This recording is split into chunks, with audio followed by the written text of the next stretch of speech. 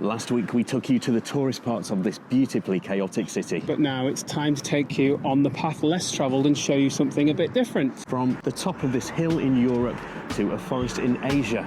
Join us this week as we see the other side of Istanbul. We're Rick and Adam, the floating nomads. We quit the 9 to 5, sold our house and set out to live and travel differently. Whether we're slow travelling over land or waking up to nothing but sea. One unique home is always waiting for us. Our narrowboat, Serenissima. Join us on board and abroad.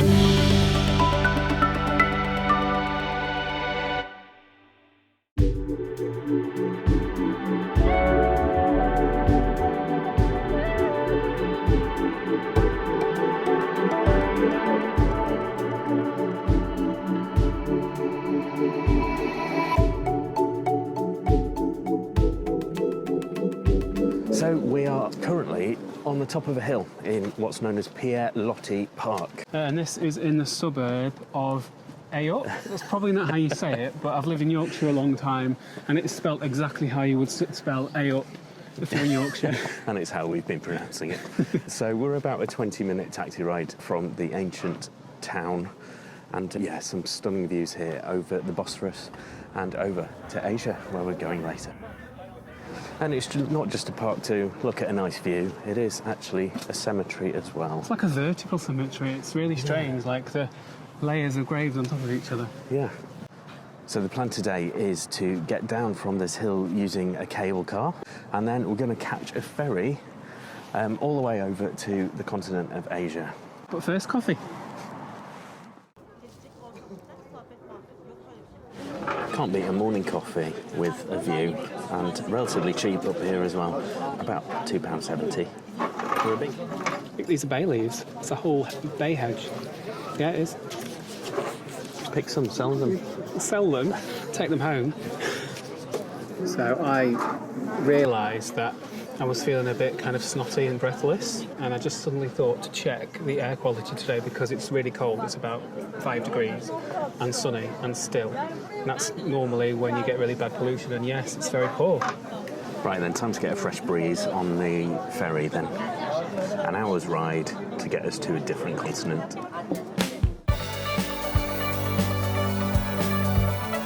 Istanbul card, so this makes all your transport and a few other things cheaper. Ridiculously cheap. The ferry we're about to get is 55 minutes, and it costs, with this card, 40 pence, or 23 Turkish lira. Wow.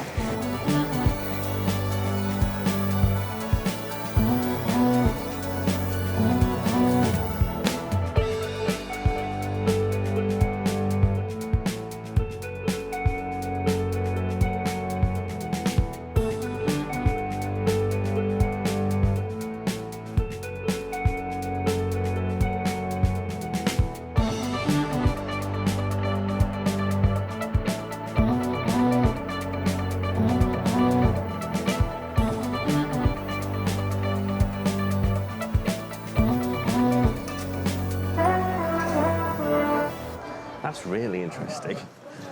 The ferry you're about to get on is 40p, or 23 lira, and that cable car was 45 lira. So almost double a 55-minute ferry ride. But it was a cable car, it was fun, and you can't fit very many people on it at a time. That makes complete sense to me. That doesn't make much sense to me. Why? But you can only fit probably a maximum of 10 people on that at any one time, going up or down. So? Yeah, so it costs a lot of money to run. What, and a ferry doesn't? Yeah, but you can fit hundreds of people on the ferry at one time. Anyway, it's all pretty cheap around here. So Istanbul is famously well connected with its ferry routes. It's just like getting on a bus in any other city. Or I suppose if you compare it to Venice, it's a bit like the Vaporetti. But much bigger boats, much bigger ferries, and longer routes to a different continent, as I keep saying.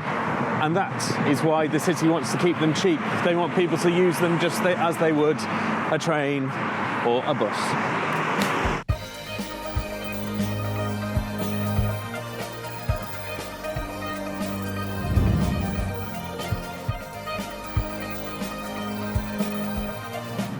You can get a sea taxi. We've just seen a sign for a sea taxi and Zap, so I'm going to investigate to see how much that costs.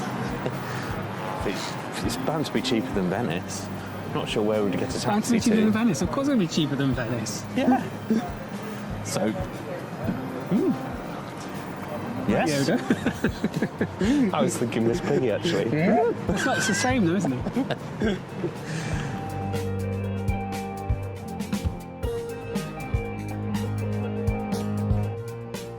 Actual gondolas. Yeah, not only water taxis, but gondolas as well.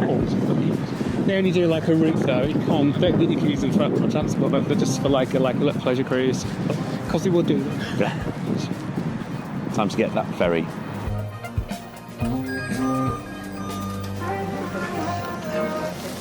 Made a friend. Made a friend on a shale bench.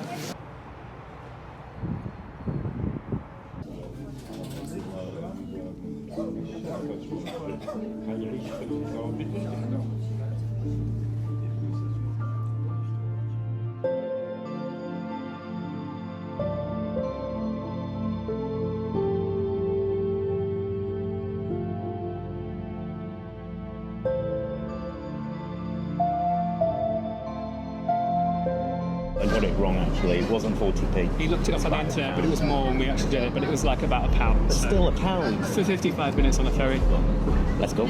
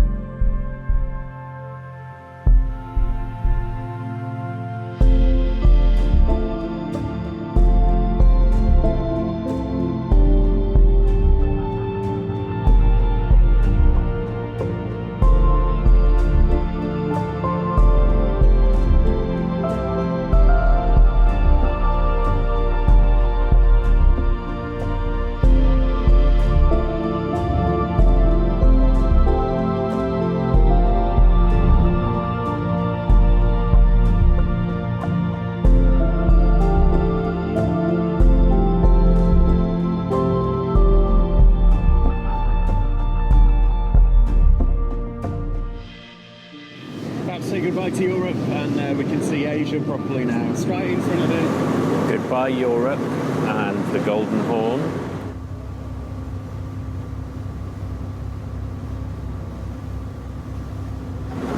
Over the Bosphorus, and hello Asia. Busy old. Narrowly avoiding tankers here.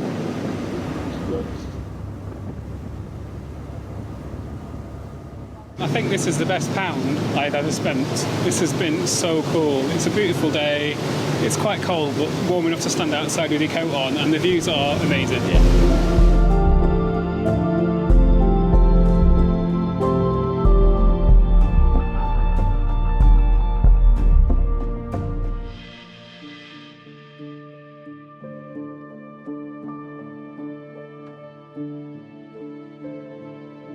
So we made it to the port of Uskudar on the Asian side, but we want to go to Kuzguncuk, which is a smaller town / village, just a 25-minute walk up the coast from here. Should be some nice views though. Just been for some cash. It's always handy in Turkey to have cash. You often get discounts for cash if you're going to like barter with something. They always will prefer cash, so you get a better rate. But there are only certain cash points that don't do a transaction fee, certainly for UK cards. I shall list them on screen here. And if you're wondering why we're going to Kuzguncuk, it's because it's meant to be one of the prettiest villages on the Asian side. And in fact, it's where lots of Turkish TV shows that are set in the past, so like period dramas, etc., they're all filmed there because it looks like going back in time. Yeah, like the old Turkey. Yeah. Does it feel any different being in a different continent? No.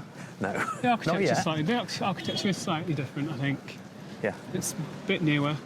Having said that, comparing it to Antalya, where we were for the last, few weeks, that certainly was different to coming to Istanbul. But whether that's because that was Asia and primarily Istanbul is Europe, or whether that's just we're in a metropolis now, I think probably the latter. I think it's that, yeah. And in the distance there, we're walking towards it, a huge suspension bridge which links the two continents for road traffic.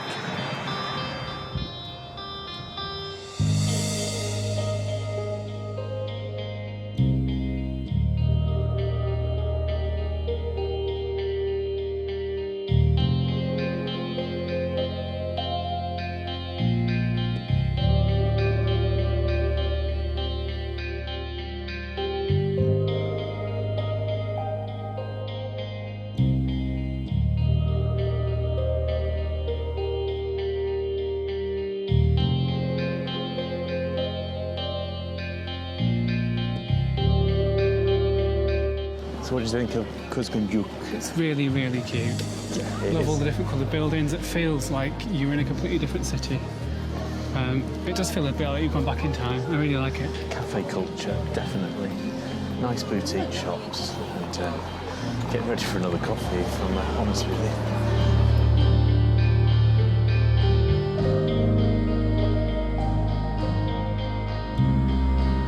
That's a Greek church, I think. First church we've seen? No, I've just seen In Istanbul? No, I've just seen a Bulgarian church on the banks of the river over there. Oh, fair enough.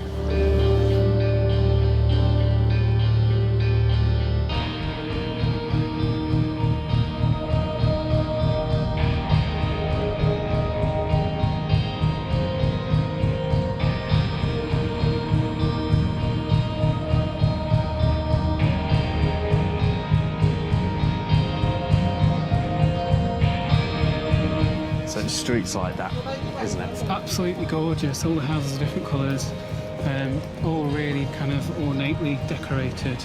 It's absolutely beautiful. It's like going back in time. And I've just seen a no filming sign on one of the buildings. Oops, I don't think they saw the sign.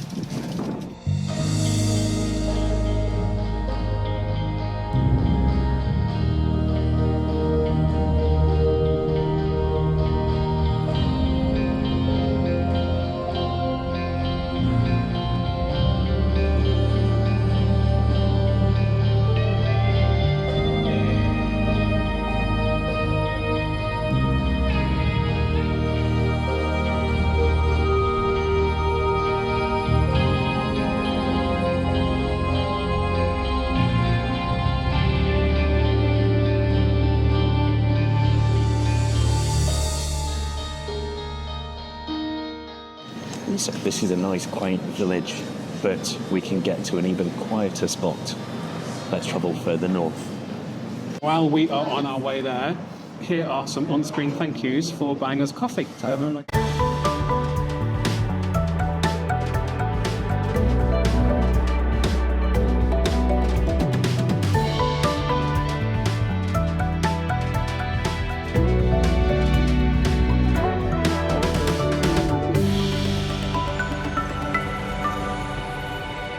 So a 30-minute bus ride to Kanlıca, and that was the bumpiest bus in the world. It really, really was. Like, I was standing up for quite a lot of it, and I almost fell over about 3 times. All good fun though, and we've just got a short hop in a taxi now to get us to a royal pavilion.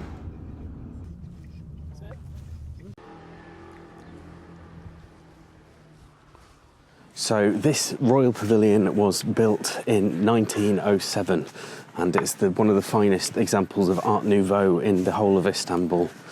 And famously, it became a place where passengers that were to board the Orient Express, or that had just got off from the Orient Express, they used to come here for some downtime and relaxation with views all over the Bosphorus River.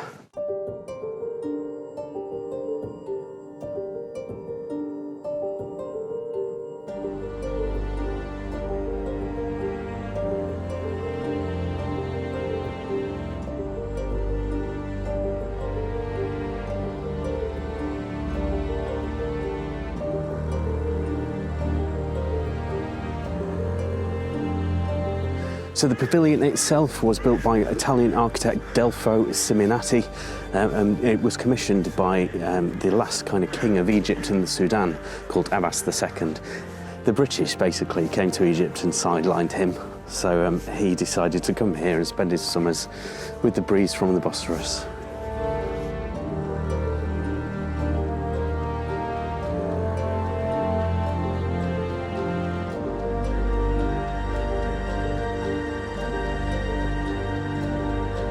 We seem to be saying this a lot in recent videos, but we are the only ones here. Yeah. So, a whole park to ourselves.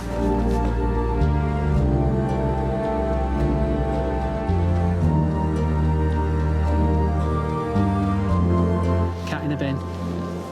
Again. Again.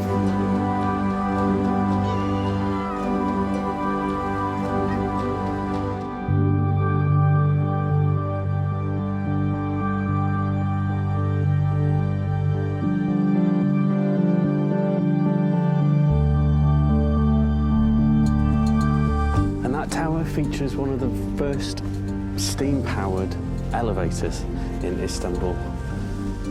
It's a pity it's shut, and it doesn't look like it's been open to the public in a good while, actually. I think it's just shut for the season.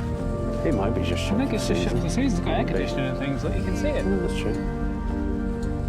Wow, it really is good. It's huge. This one won't leave me alone. What do you want?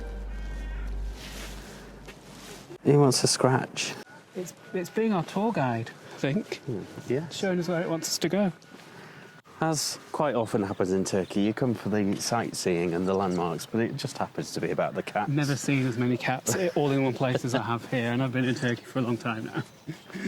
Got one just following us. Yeah, it's going to trip me up, I think. It's actually going to be the cause of me falling over. And I can see why the Orient Express passengers came here. It's just so relaxing, it's quiet. There's just birds. The air is noticeably cleaner than it is in Istanbul. We have noticed that the pollution is quite bad in Istanbul. Yeah. As I said earlier. This doesn't feel like that, does it? No. We're far enough away, and obviously over the water, it's completely different. Yeah, I have had a slight issue in staying here in the hotel room. I do want the window open at night, but honestly, once rush hour hits and there's cars going by, I wake up like coughing, and it is you can really tell the pollution in the city. But hey, we're nearly done with it. And you see lots of people wearing masks. Lots of people that actually live here, they wear masks kind of on a day-to-day basis when it's bad. Can't really do that asleep in bed. No.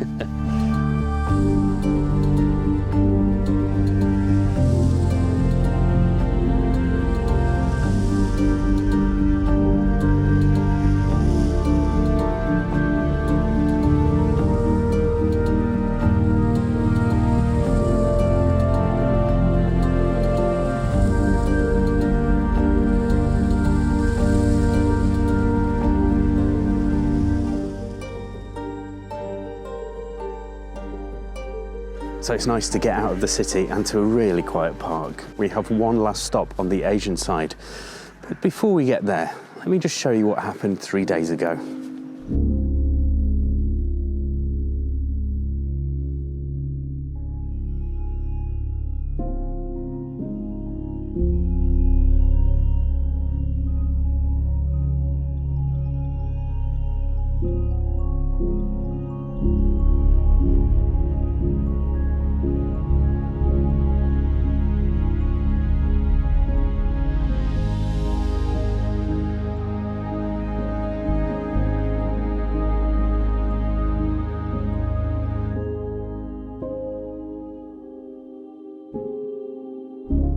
Yes, it's in Turkish, but it just makes it a bit more authentic.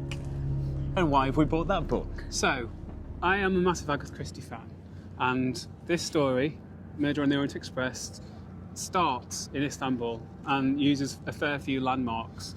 So I wanted to go and see the station where the Orient Express used to go from. That is not it. The reason we're not showing you that one is because it currently looks like this, but this is how it normally looks. However, this station, which is called Haydarpaşa, is also in the story. So, Murder on the Orient Express starts with Hercule Poirot arriving at this station because he'd just come from Syria on the Asian side. On the Tourist Express. On the Tourist Express from Syria, from Aleppo he came from. Yep. And he gets a boat from there across the Bosphorus and goes to a very famous hotel. Again 10 minutes later and arrived at Haydarpaşa Station only 5 minutes later than planned. The Bosphorus was choppy, which Poirot disliked greatly. Upon reaching the Galata Bridge, he took a taxi straight to the hotel.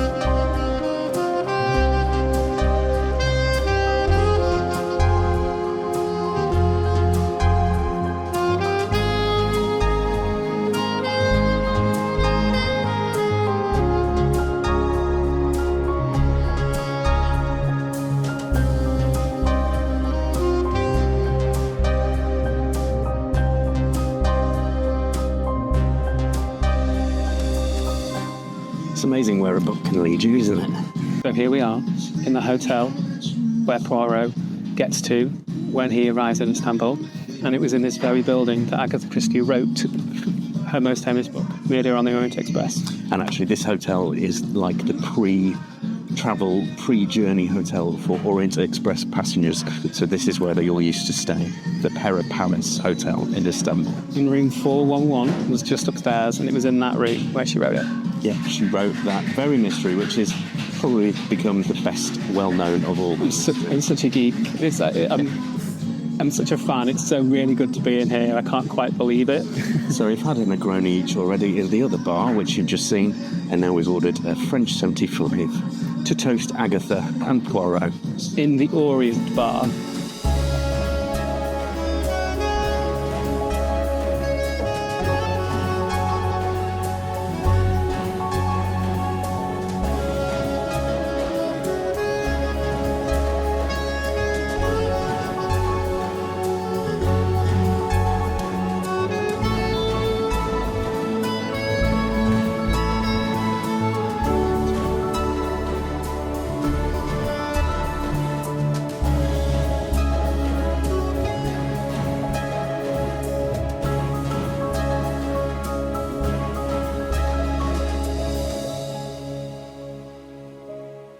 To Dame Agatha.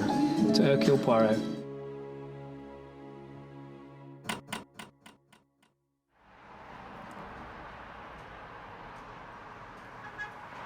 Morning.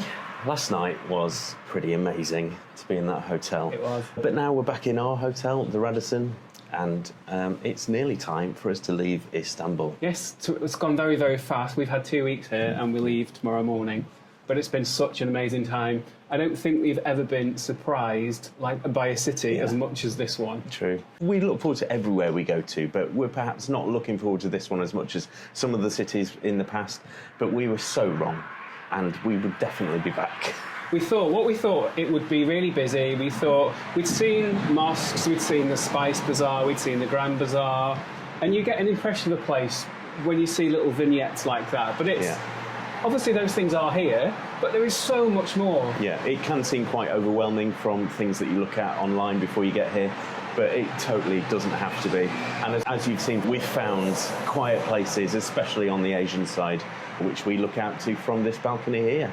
And the number one point, it's not in Schengen. I can't believe we've got what feels like a very European capital here, and it's free in terms of Schengen days. Okay, it's not the capital. Oh, no, true. Ankara is the capital.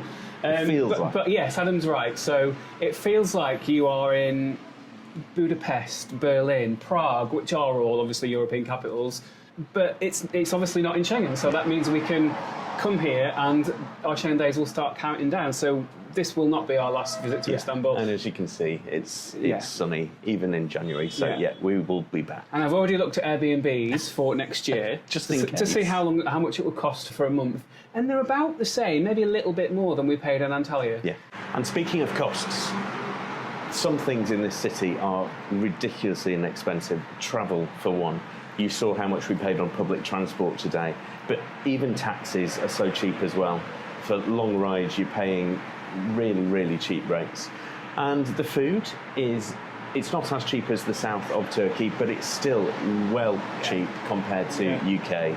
Yeah, really. And like beers, like everywhere seems to do a happy hour. You can get a beer for 140 lira, which is less £2.40. Yeah, it's less than £3, which is absolutely fine. It's good beer. Everywhere seems to do really good beer. However, if you don't want a beer, if you want to go on to wines or spirits, they do tend to get pretty pricey. Yeah, we spent a bit yesterday in the Pera Palace, I'll be honest. And one thing you notice straight away is how friendly people are. Yeah, not just in Istanbul, not just in our whole 7 weeks in Turkey. Yeah, we've only been in, obviously, a few places, but it's been one thing that has really been striking. English is very widely spoken. Yeah. You can, we pick up a few phrases. You do pick up a few phrases in Turkish. And we felt totally comfortable walking around, totally safe, even late at night. Yeah, it's just a friendly vibe wherever you go. Yeah. And my favourite thing is that it is a whole city on the water. You're never far away from the sea, like looking at it right now. And it's beautiful. The light is really nice. The energy is really nice. There's something about a coastal city like this that I really like. Well, it's good you're saying that, because about, was it 4 days ago, we've finally chosen where we're off to next, and we are hopping on to a Mediterranean island for a good stint. We're going to one of our favourites, Malta. And we are flying. We don't do flights very often, but we looked at how you get there without flying, and there is only one ferry that goes on and off Malta, so we had to fly. It's a long way to swim. Yeah. So join us there next week on Malta, where we can explore one of the gems of the Mediterranean.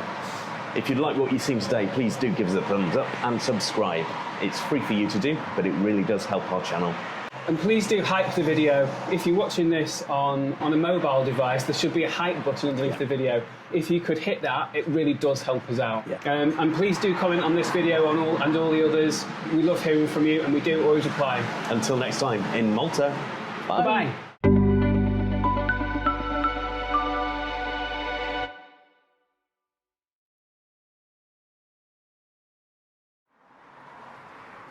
I can't read it, it's in Turkish. I pretty much know it by heart.